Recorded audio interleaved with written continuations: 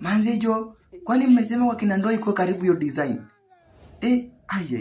Imekuwa kali mtu wangu. Kwa kina ndoa huyo anasema hapo juu, kwa kina ndoa ni view once. Na inakaa ni real. Kwa sababu, mambo ni mbaya. Watu wenye walikuwa wanapendana mpaka wengine wanakuwa ni role model wao. Manze ndio wanaachana mtu wangu. Sasa huyo mtu alikuwa amewafuata yeye ni role model au ni role model wake, watafanyaje? So iko hivi guys. Kuna hii couple ambayo ilikuwa inaitwa ilikuwa Keke and Smile. Hawa sio walikuwa wanapendana. Obina akakuja akajaribu kubomoa hiyo nini, lakini pia tulijua hiyo walikuwa wameplan. Tulijua hiyo ni inaitwanga aje?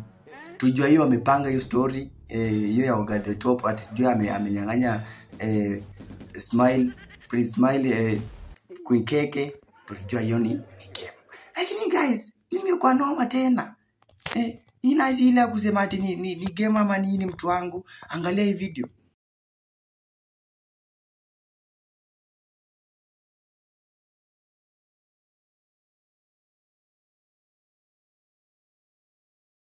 Alafu manzo uniambia ati kwa kina ndoa ni kurahisi. Kina ndoa ni kama kuna sijui kuna kanyoka huko kanatoa watu kanarudisha watu mbio au vipi? So hao sio walikuwa wanapendana. Nataka sasa nikuonyeshe vile walikuwa wanapendanaga ile time sasa. Mambo ikikuwa vizuri. Ndio video hapo.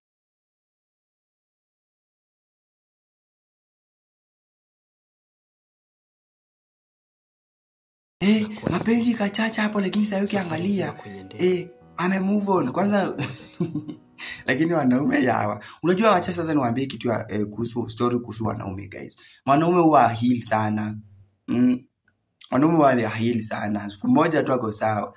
Si kama demo ataenda TikTok alie huko. But mwanaume uheal tu haraka by the way. Unaona sasa mwanaume asha move on na demo mwingine kitambo.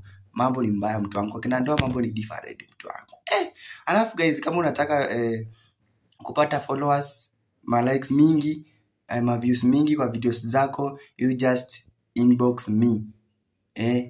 Mimi nitakufanyia hiyo kazi yote na kwa dakika kidogo sana utakuwa umepata ushaomoka. So come my team, si ndio? Au sio? Kama je ni follow, kama je like, enda kwa comment section comment anything about this video.